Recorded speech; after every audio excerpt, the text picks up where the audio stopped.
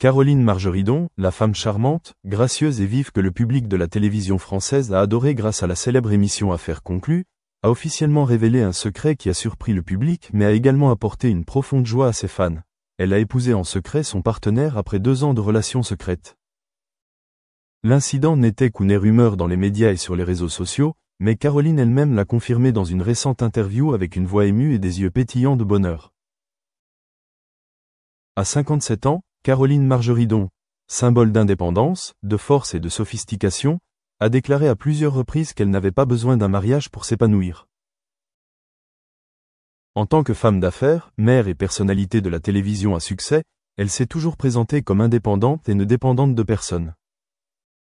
C'est pourquoi la nouvelle de son mariage a surpris tout le monde.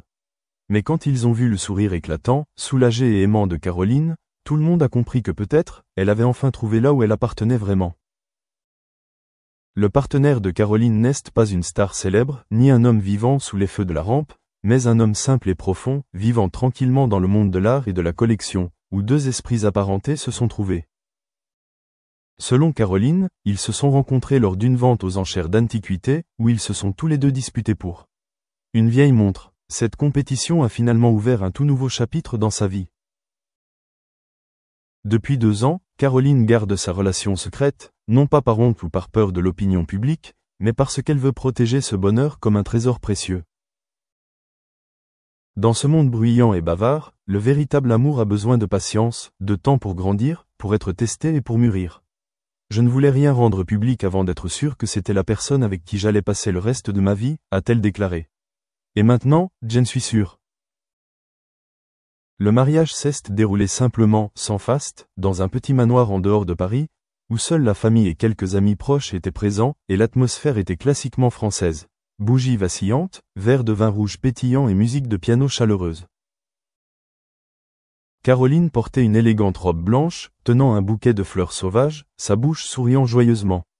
Pas l'image d'une star de télévision hautaine, mais d'une femme qui a connu suffisamment de hauts et de bas pour comprendre que le véritable amour est quelque chose qui arrive au bon moment, même s'il arrive tard.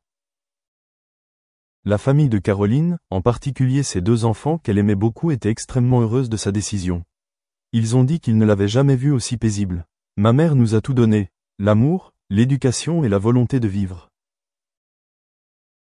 Il est temps pour maman d'être heureuse à sa manière, a confié sa fille avec émotion.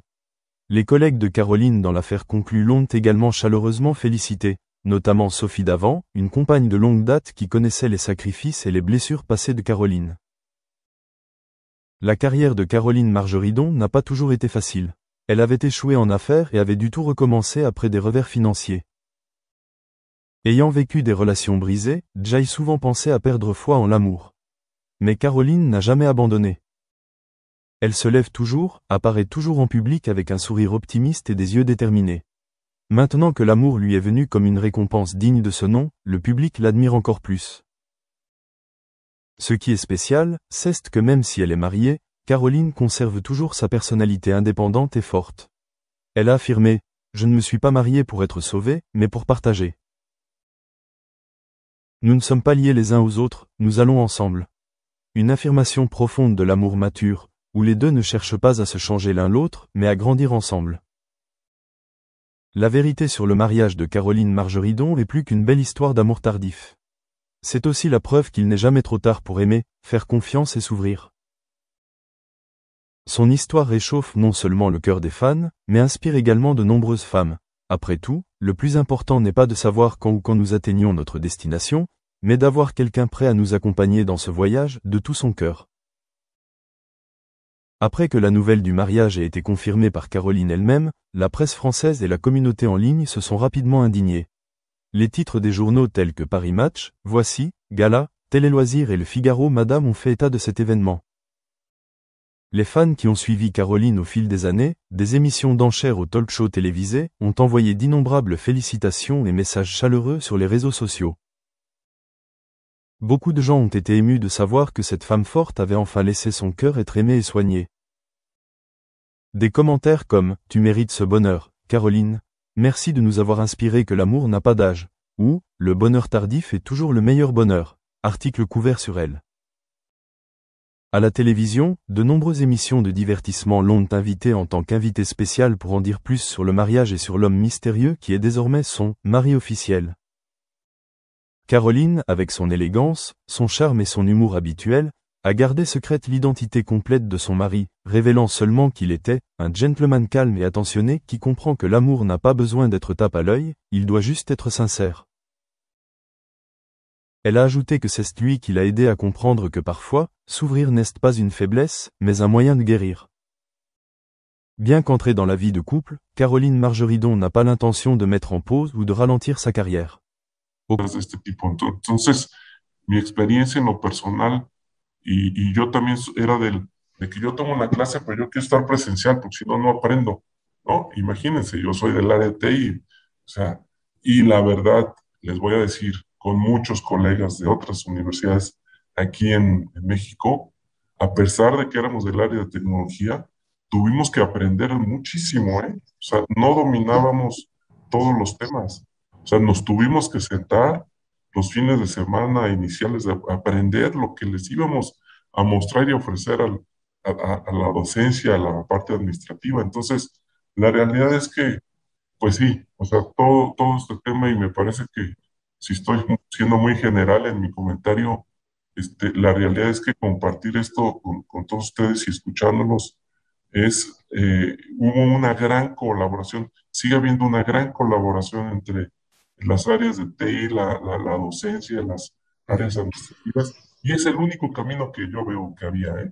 Y el que va a seguir, y se van a seguir rompiendo paradigmas en todos los sentidos y en todas las áreas. Gracias, Enrique. Nedina, muy rápido, empresa-universidad, ¿cómo lo ve usted?